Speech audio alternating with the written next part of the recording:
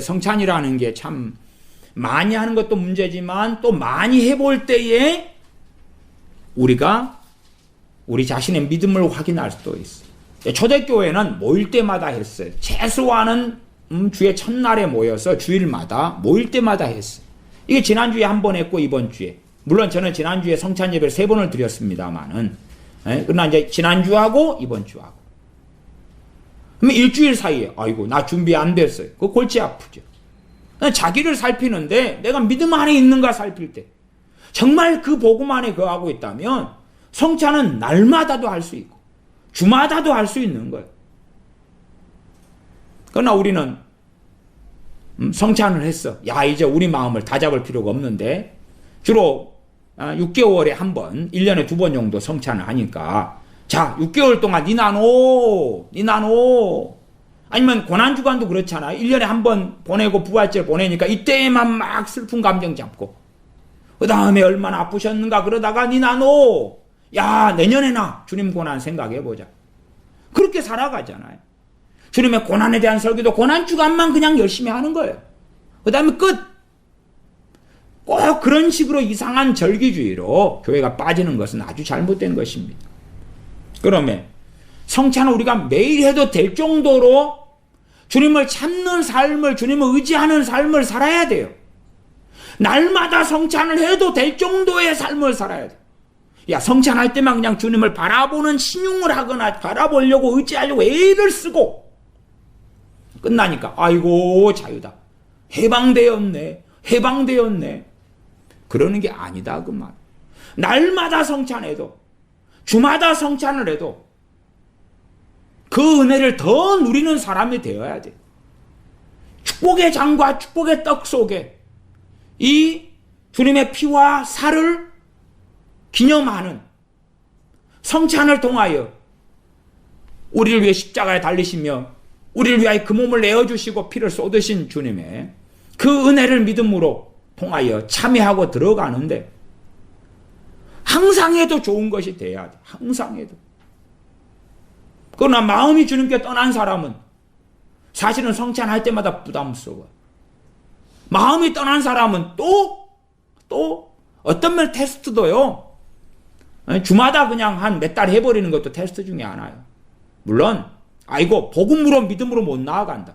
아니면 어젯밤에 그냥 어디 뭐 이 세상 모임에 가서 파티를 해버려가지고 그 파티에 빠진 내 마음이 빠져나오지도 않고 그것을 내가 즐기는 나라면 성찬하시면 안 돼.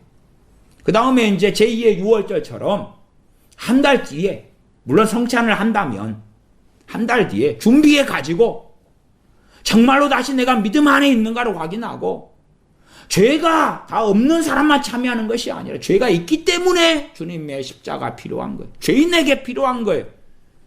병든 자에게라야 의원이 필요하고 내가 죄인을 불러 구원하러 왔노라. 그래서 우리가 다시 그 복음의 능력과 복음의 은혜를 확인하고 믿음 가운데 나아가는 주님의 죽으심을 기념하고 그의 은혜에 참여하는 것이 다시 성찬이 되는 거예요. 이 성찬을 통하여 주님의 복음이 얼마나 놀랍고 은혜스럽고 자비하고 긍휼하고 위대한지 반면 우리 자신이 얼마나 악한지를 알 수 있는 거예요. 내 죄 때문에 피를 흘리셨는데 내 죄 때문에 살이 찢기셨는데 내가 얼마나 악한지를 알 수 있는 것이 성찬이고 그러지 자기 의 때문에 나는 그 정도로 악한 사람이 아니야 라고 성찬하는 사람들은 성찬할 자격이 없는 거예요. 그 사람들이 한 달 더 미루고 제2의 6월절처럼 한 달 더 미루고 이런 것은 율법주의가 아니기 때문에 저는 그렇게는 안 했어요. 그러나 이제 뭐 그런 지혜를 사용한다면 성찬이 뭐 5월달에 5월달에 부활절 있다. 그러면 6월달 한 달 뒤 정도 해도 굉장히 지혜로운 것이 될 거라고 저는 보여져요.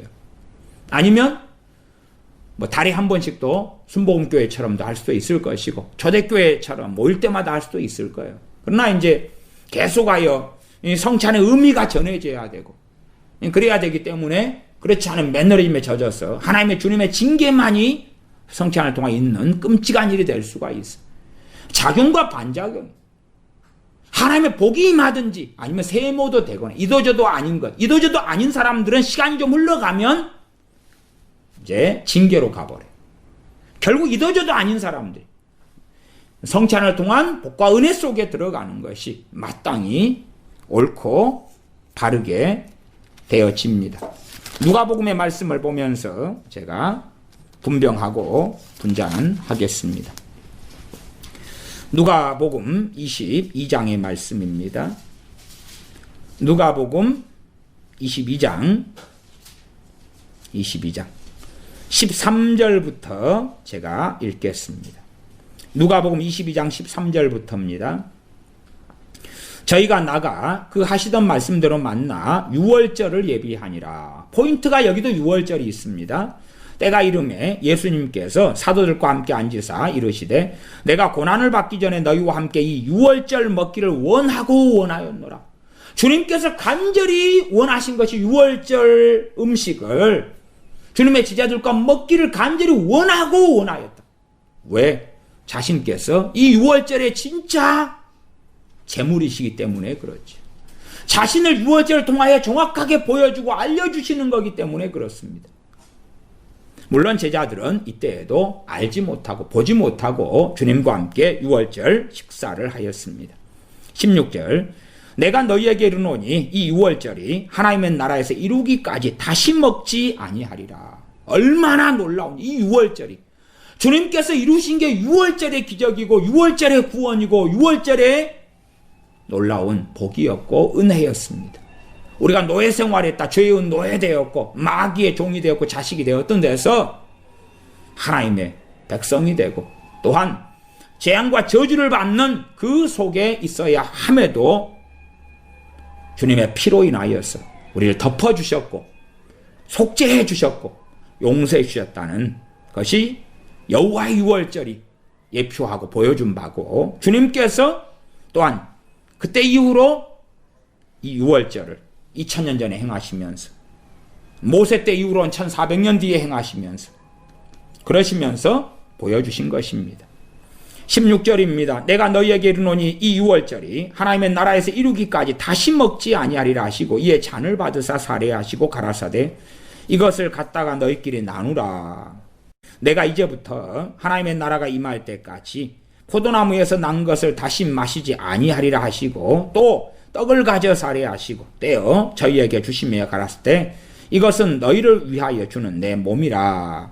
너희가 이를 행하여 나를 기념하라 하시고 저녁 먹은 후에 잔도 이와 같이 하여 가라사대 이 잔은 내 피로 세우는 새 언약이니 곧 너희를 위하여 붓는 것이라. 그렇게 주님께서 말씀하십니다. 이 잔은 내 피로 세우는 새 언약이다.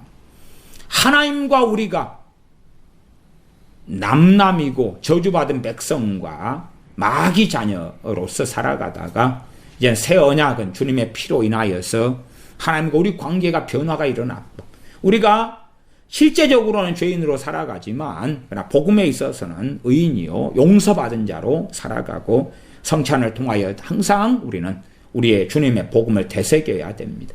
사실은 되새기지 않으면 우리는 계속하여 망각하고 잃어버리면서 종교적이 되고 관례적이 되고 관습적이 되고 이상하게 얼마든지 이스라엘 백성이 유월절을 지내면서 어리석어졌던 것처럼 우리도 성찬을 하지만 얼마든지 더 어리석어질 수 있다는 것을 반드시 기억하셔야 됩니다. 주님 말씀대로 이 떡을 떼시고 이 떡은 주님께서 하시는 말씀이 이것은 너희를 위하여 주는 내 몸이라. 너희가 이를 행하여 나를 기념하라. 기념하라. 빵을 드시고 주님을 기념하십시오.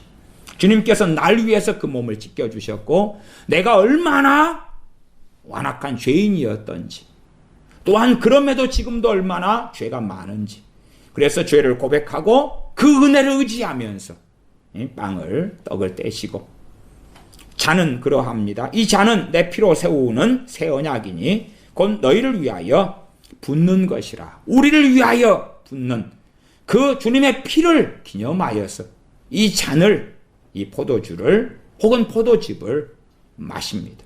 감성적은 필요 없고 믿음으로 그렇게 해야 됩니다. 믿음으로 끊임없이 참여할 수 있어야 됩니다. 그리고 그 은혜에 감사하며 찬양하고 노래할 수 있어야 합니다. 그러면서 한편 우리 죄를 돌아보면서 또한 회개하고 고백하며 아파할 수 있어야 됩니다. 빵과 포도주를 드시기 바랍니다. 세례받은 분이 그렇게 행하시는 것입니다. 기도하겠습니다.